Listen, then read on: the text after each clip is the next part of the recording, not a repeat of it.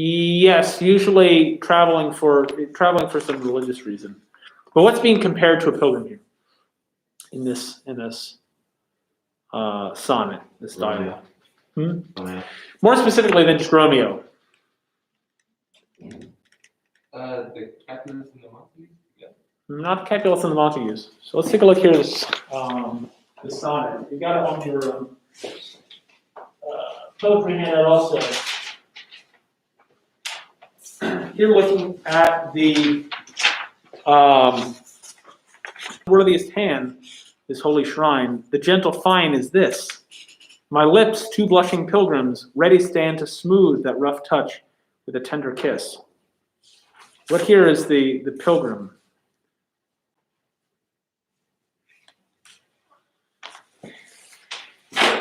What does Romeo compare to pilgrims?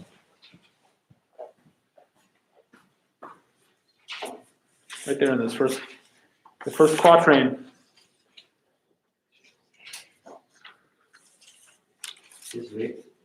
His lips, yes, his lips are the pilgrims here. We can maybe say his hand also, because Juliet then speaks about his hand showing devotion. What's the shrine then? Juliet. And most specifically, not her lips, Eyes. not her eyes. What is he? What's the holy shrine that Romeo? Right, her hand. Yes. By taking her hand, he says, if I'm profaning this shrine, meaning her hand, by touching it, her hand is the shrine there. And what about faith? This one's a little bit trickier. Faith comes in line 12. He says, "Oh, then, dear saint, let lips do what hands do. They grant thou, lest faith turn to despair," so that my faith doesn't turn into despair. What does he mean here? Not religious faith. He's saying it's like religious faith. What's the faith here that he's talking about? If this were a pilgrim, yes, the pilgrim is hoping that his prayer will be granted so that his faith doesn't turn into despair, so he doesn't give up hope. But here, Romeo, it's not a religious faith that he's talking about here, but what?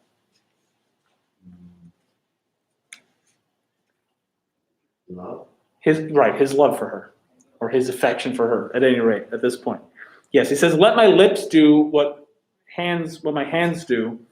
My lips are praying that you grant my prayer, so that my love doesn't turn into despair. Prayer then,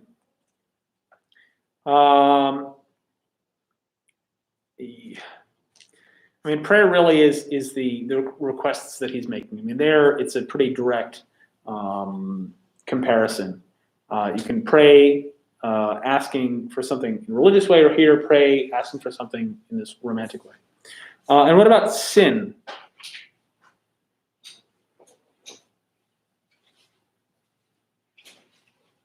The kiss? Not the kiss. Although yes, later the kiss is compared to sin. Yes. Here in this sonnet, sin isn't directly mentioned, but the touch there. The touch is like if he's profaning the shrine. But yes, later he says, they talk about, Romeo says that his sin has been cleansed by kissing Juliet's pure lips. And she says, my lips have sin then from your lips? And Romeo says, oh, you're right, I better take it back. So he kisses her again to take the sin back, so to speak. But sin there is the kiss, or the touch first, and then the kiss later. Other questions from the Act 1, Scene 5 questions?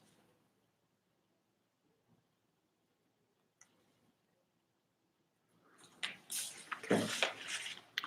Let's see. Anything that I want to talk about?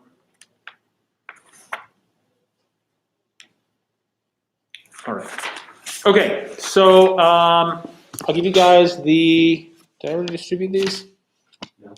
No. Okay. The next set of questions, here they are. The next set of questions on Act 2, Scene 2, which we started reading yesterday. I'll pass this out and then we'll continue reading Act 2, Scene 2. The balcony scene, the most famous stereotypical scene for this play. You're welcome.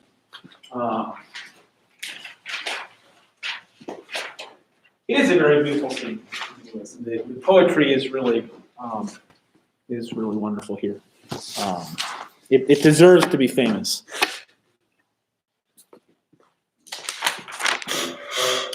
Okay, so we left off.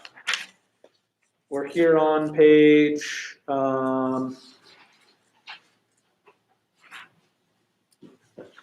75. Juliet has been expressing her concern that Romeo has snuck into her family's garden here, putting himself in danger, and Romeo is just not concerned at all. He's so carried away with this newfound love for Juliet. He says, if you don't love me, then I'll just stay here and die. I'd rather die than live on without you, he even says, in lines 80 to 83. Julie asks, how did you get here? He says, well, love showed me the way. Very, very romantic. Not very practical, though. It's an interesting touch here that Shakespeare makes Juliet the more practical of the two. Stereotypically, you might expect Juliet, who's younger and female, to be more on the emotional side, and Romeo to be taking a more rational approach. But we see it's the other way around. Very definitely the other way around. That Romeo, even though we would expect him to sort of be taking a more practical approach to this, is very much not. He's the one who's really carried away, at least at this point. And Juliet is also very much in love with him, but is more concerned about the possible effects of Romeo's passionate decision making. So we'll pick up line 90. The conversation takes a slightly different turn. Romeo has just said that he would sail across the farthest ocean for such merchandise, for such a prize as Juliet. And Juliet will respond here. So let's take somebody to be either Romeo or Juliet, and I'll take the other one. And we'll go about another page and a half or 2 pages. Okay, so you do Romeo, I'll do Juliet. So Juliet starts on line 90. Romeo has just said he would sail the farthest sea to reach her. Juliet says, thou knowest the mask of night is on my face. Else would a maiden blush paint my cheek for that which thou hast heard me speak tonight. Fain would I dwell on form. Fain deny what I have spoke. Fain means gladly. Gladly would I dwell on form. I would gladly observe the formalities here. Gladly deny what I have spoke. But farewell, compliment. Dost thou love me? I know thou wilt say aye, and I will take thy word. Yet if thou swearest, thou mayst prove false. At lovers' perjuries, they say, Jove laughs. O gentle Romeo, if thou dost love, pronounce it faithfully. Or, if thou thinkest I am too quickly won, I'll frown and be perverse and say thee nay. So thou wilt woo, but else not for the world. In truth, fair Montague, I am too fond, and therefore thou mayst think my behavior light. But trust me, gentlemen, I'll prove more true than those that have more coin to be strange. I should have been more strange, I must confess, but that thou overheardst ere I was ware my true love passion. Therefore pardon me, and not impute this yielding to light love, which the dark night hath so discovered. Lady, by yonder blessed moon, I vow, that tips was over all these fruit treetops. Oh, swear not by the moon, the inconstant moon, that monthly changes in her circled orb, lest that thy love prove likewise variable. What shall I swear by? Do not swear at all, or, if thou wilt, swear by thy gracious self, which is the God of my idolatry, and I'll believe thee. If my heart dear love... Well, do not swear. Although I joy in thee, I have no joy of this contract tonight. It is too rash, too unadvised, too sudden, too like the lightning, which doth cease to be ere one can say it lightens. Sweet good night. This bud of love, by summer's ripening breath, may prove a beauteous flower when next we meet. Good night. Good night. As sweet repose and rest come to thy heart as that within my breast. Oh, wilt thou leave me so unsatisfied? What satisfaction canst thou have tonight? The exchange of thy love's faithful vow of mine for mine. To be frank and give it thee again. And yet, I wish but for the thing I have. My bounty is as boundless as the sea, my love as deep. The more I give to thee, the more I have, for both are infinite. Her nurse calls to her. I hear some noise within. Dear love, adieu. Anon, good nurse. Sweet Montague, be true. Stay but a little, I will come again. She exits. Oh, blessed night. I am afeared being in night. All this is but a dream, too flattering sweet to be substantial. Yes, pause there for a moment. So Juliet, here at the bottom of 75, second half of 75, she says, thou knowest the mask of night is on my face, else would a maiden blush between my cheek. I'd be blushing right now if you could see it, but the mask of night is on my face. It's dark so you can't see. For that which thou hast heard me speak tonight. She's a little embarrassed that he overheard her. And she says, I'd like to take it back because that's things are moving too quickly. She says in line 103, in truth, fair Montague, I am too fond. I am too fond of you. And therefore, thou mayst think my behavior light. You might think my behavior as being that I'm not taking this seriously enough. But trust me, I'll prove more true than those that have more coin to be strange. I will be more true, more faithful than women who play hard to get, who are coy.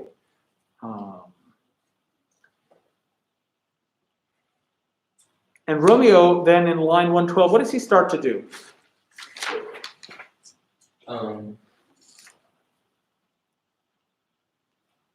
up the wall? Is he climbing up to her? No, he's not going to climb up to her. What does he start to say in line 112? He vows? He vows. He starts to make what? I don't know. What's a vow? I do. Like something that would for like and I gotta know what a vow is. I can't. yeah.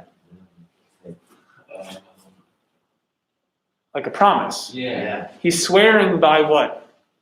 The moon. The moon. He swears by the moon. Why is it unusual that he picks the moon? What had Romeo been saying about the moon earlier in this scene? Do you remember? Right at the beginning of the scene, what does Romeo say about the moon?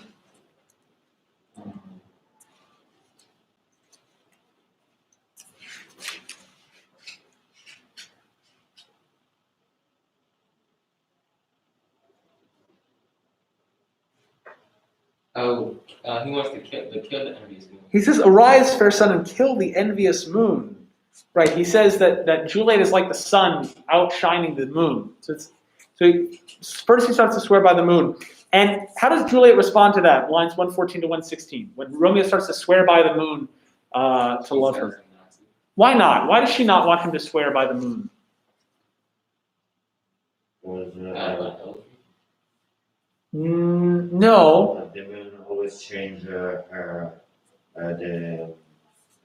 movement like where is and Right, the moon changes every night. It goes through its phases, and it has this roughly monthly cycle to it. The inconstant moon, it's not a constant thing, it's changing. That monthly changes in her circled orb. Lest that thy love prove likewise variable. I don't want your love to be like the moon. I don't want it to grow and diminish like the moon. Romeo says, what shall I swear by? What does Juliet tell him to swear by? not to swear. She says, well, don't swear at all, or Yourself. Hold on, let me look. swear by yourself. Why swear by himself?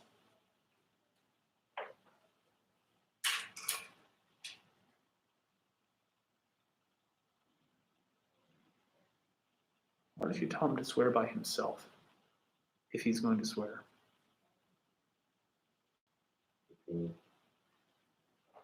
Well, it's like the God of my good girl, like Yes, what does that mean? Thy gracious self, which is the God of my idolatry. Like dishes and love and so if we are onion, it should be okay. It's idolatry. What is idolatry? It's where, isn't it where you do like the sexual activities together? What's the I don't know, I just know it's like one of the 10 commandments. Which one? Don't commit, it's like. Idolatry is the violation. Don't commit adultery. Idolatry is different from adultery. Oh, man. Adultery is it covers misuse of Not to have another Sex. God besides. right. The very first commandment. Idolatry is violation of the first commandment. It's worshiping something other than God. And she says, "Thy gracious self is the God of my idolatry." Okay, that escalated quickly.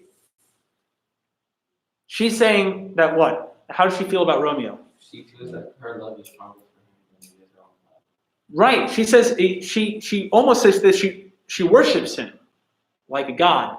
Yourself is the God of my idolatry. A very shocking thing for her to say here. First of all, that's a very high level of commitment here to Romeo, but also it's far beyond where that should be.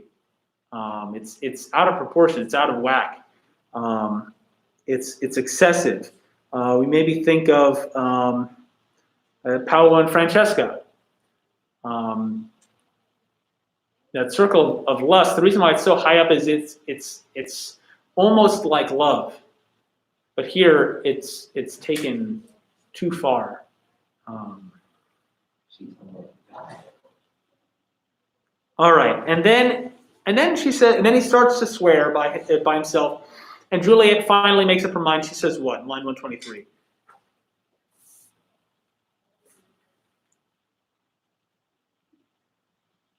What a nice girl, although I joy in thee, she has no joy in the contract.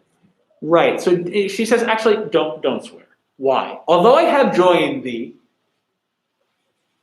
I have no joy of this contract tonight. What does she not want them to do that She night? doesn't want them to make it official. Right. She doesn't want them to swear to profess their love to each other that night, to make this vow to each other tonight. Why? Because it's too, she said unadvised or something. Mm-hmm. I mean, what does it mean, unadvised? Too rash, and it's too sudden. It's too sudden. It's too rash, hasty. When you're rash, you do things without really thinking about them. You rush into them. It's unadvised. It's not a good idea. It's not prudent. Too sudden. And what metaphor does she then use? What does she compare? What does she compare this to? It's like,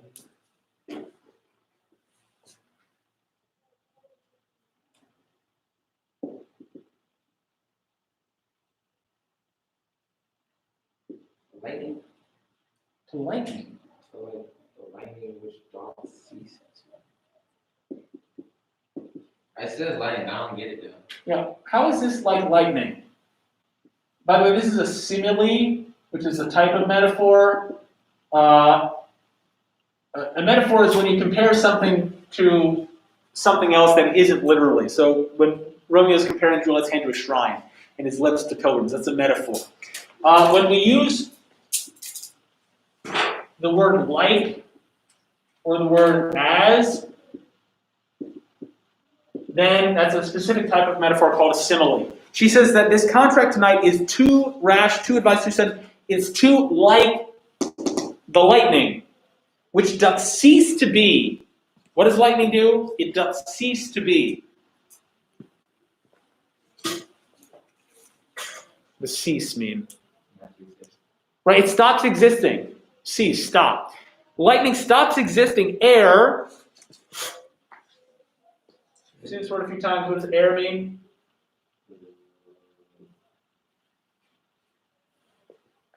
Before. Air, one can say, it lightens. What is lightning like? What's the problem with lightning? It strikes quick. It strikes quickly, and before one can say it lightens, meaning Very there's like, long. it's already gone. Maybe a little bit of foreshadowing here. We know, right from, even if we weren't already familiar with the general idea of the plot, we already know from the prologue it's not going to end well, and it's not going to last long.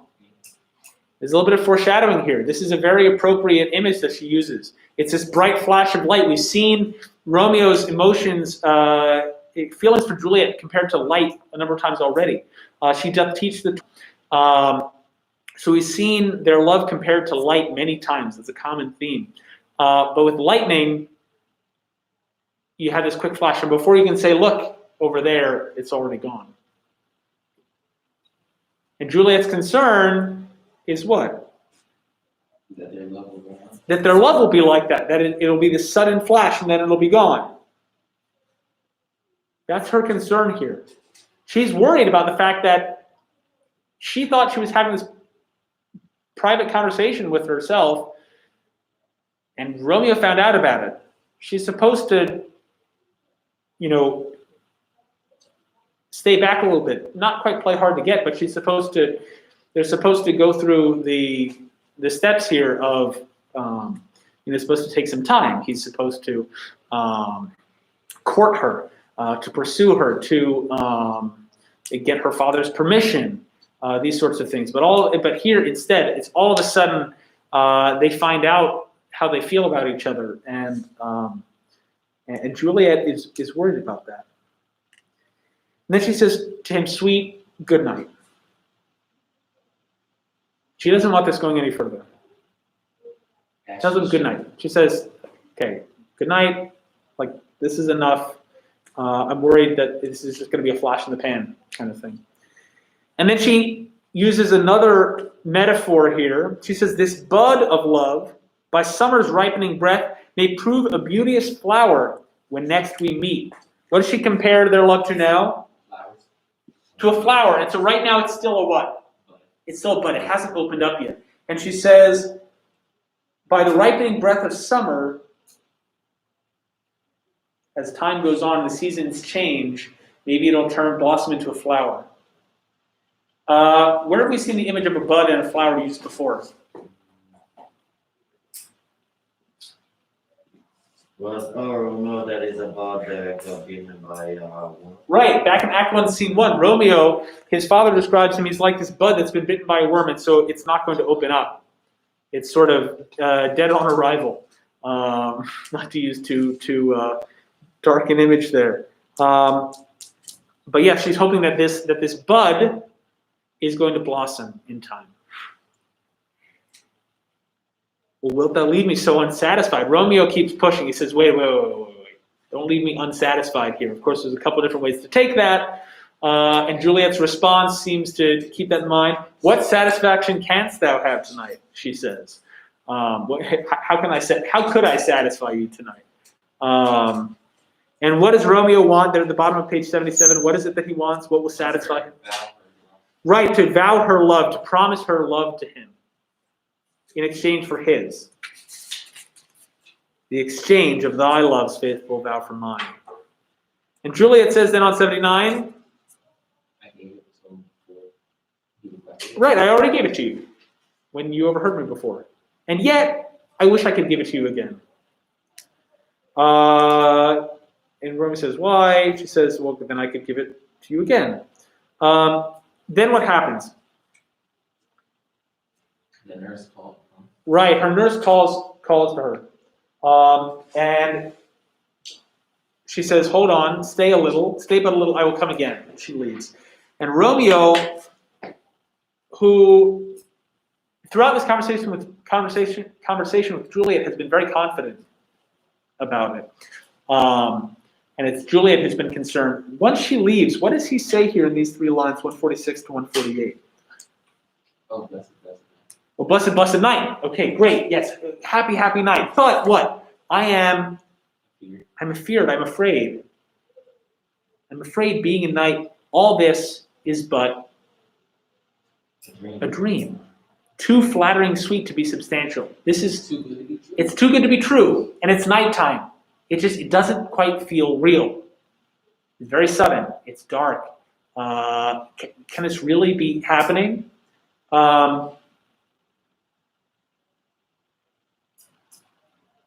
We've all Yo, you know how much in love you gotta be with somebody and not be afraid of getting killed? right. Yeah, I mean, it helps that he's young, and so he's got lots of emotions and not a lot of prudence.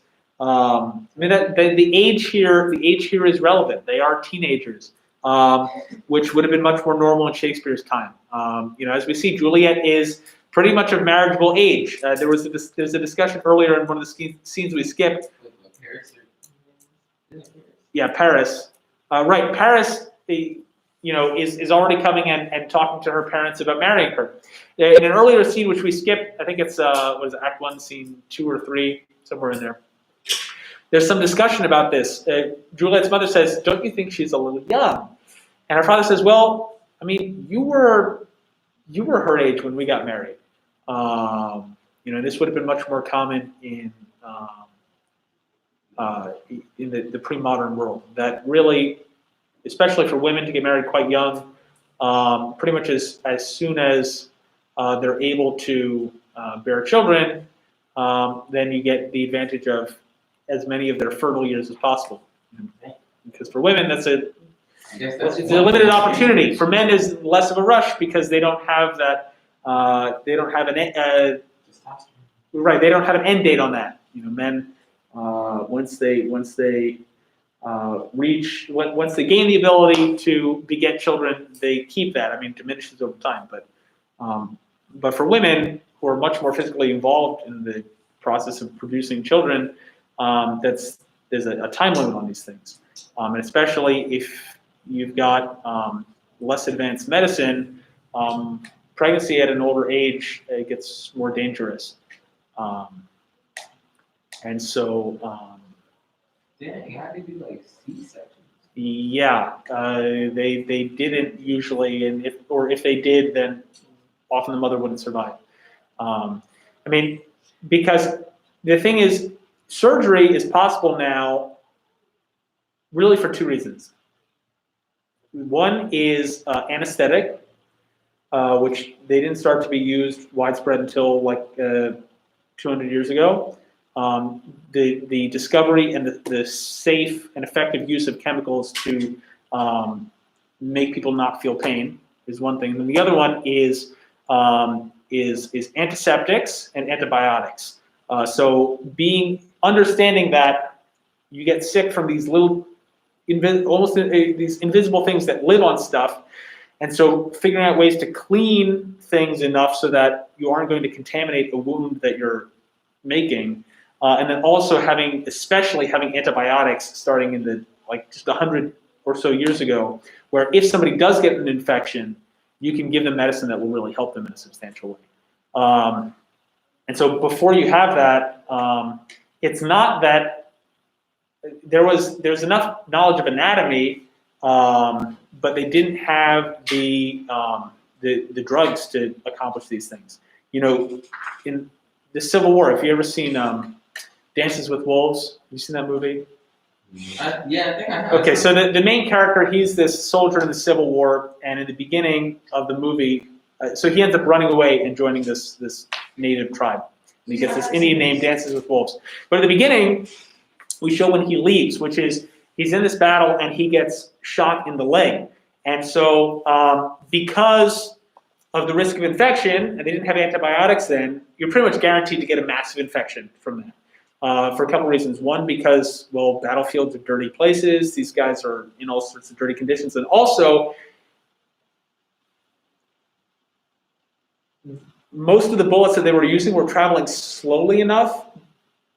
So a modern bullet travels so quickly that it actually gets sterilized as it flies through the air. Yeah. Sure.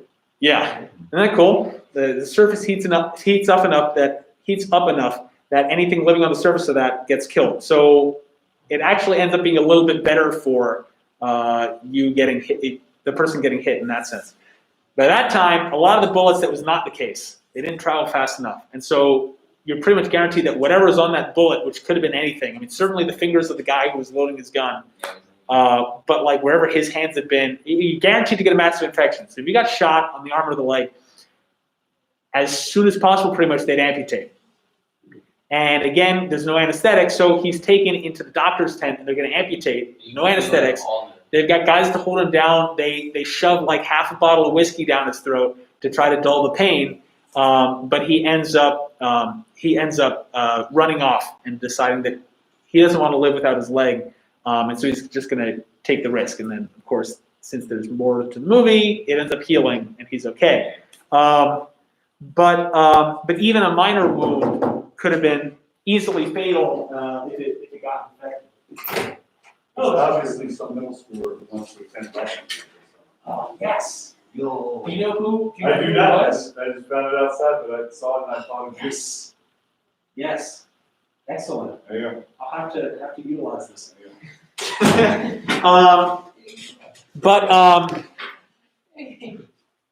Yeah, so I mean, childbirth is still not the safest thing, but with C-sections being actually something that the mother can survive, that has made a huge difference.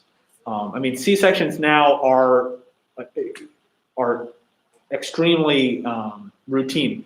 You know, they're done all the time. They'll schedule them ahead of time.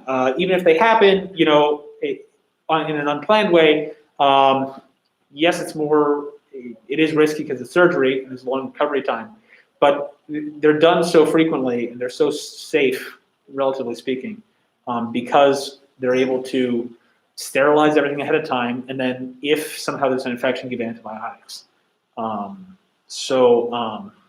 Anyway,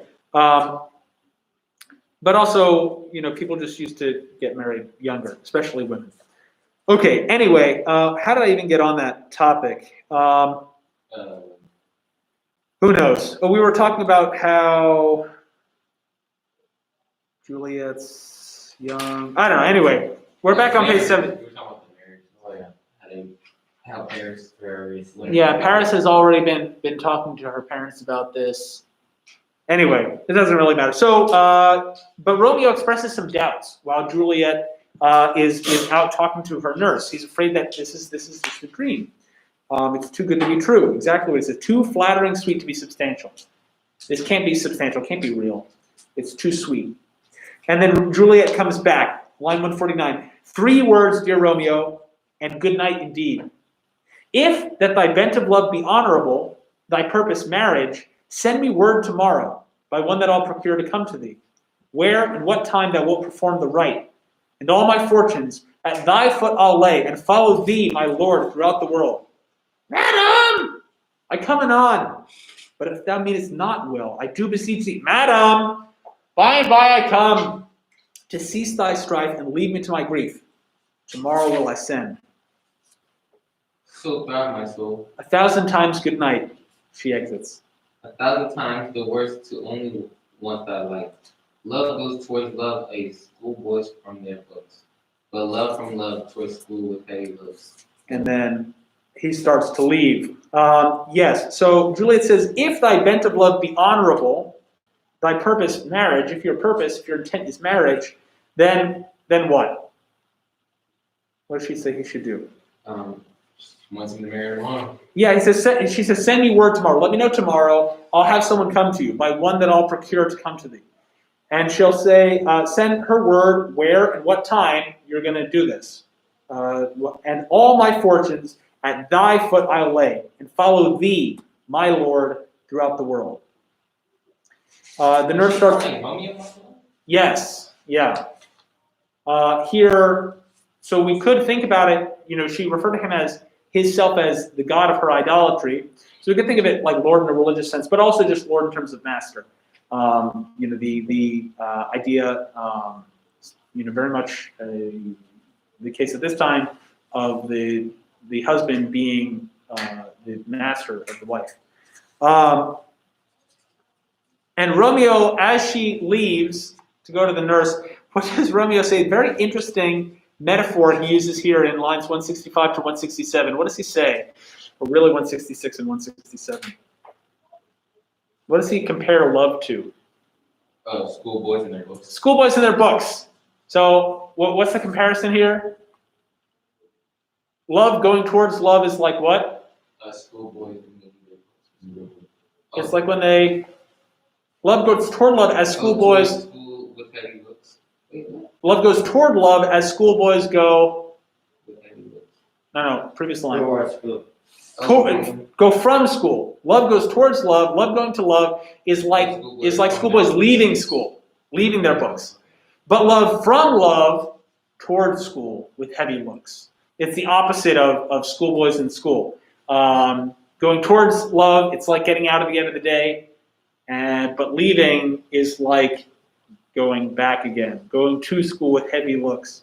Part of what is striking about this image is that he's comparing them to children, right? Kids Aren't at they kids school. themselves? They are. I mean, effectively, yeah. Now, closer to being considered adults in Shakespeare's time than they would be now, but still, more like children than like adults in many ways, and that's part of what's weird about adolescence. Is it's this period where you're caught in between childhood and adulthood, and Romeo and Juliet are on the younger end of that, and they're very caught between those. They don't really have Romeo especially doesn't really have the emotional maturity to deal with this. Think about all the things that he says about let them find me here as long as you love me, it's fine. Love showed me the way and all of this. And Juliet's definitely more emotionally mature than Romeo is. So they get married like on their own, or they have to get permission from their parents? So yeah, that's where now generally speaking, this would have been the case at Shakespeare's time. And we are talking about a Catholic context here.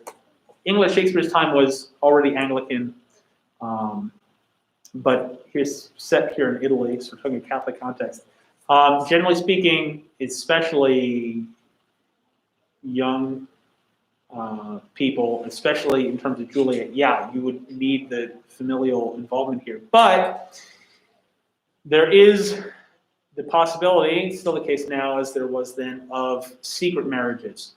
If there's some really good reason why because marriage is supposed to be a public thing, if there's some good reason why it should be secret for a time, then that can happen. For example, imagine like the segregationist South. You might have had a priest performing a secret marriage, a clandestine, it's called clandestine marriage, between a black man and a white woman, or a white man and a black woman. Where from the church's perspective, that's fine. But in terms of the wider society, there might be a reason why you want to keep it under wraps. And so that's what's going to happen here. He's going to talk to his priest friend, and his priest friend is going to suggest this, is going to go along with this plan for them to have a clandestine marriage. Which, of course, the point of keeping it secret is to avoid trouble, but we know from what we know of the plot already that the fact that it's secret is actually going to cause more trouble. One of the many ironies here.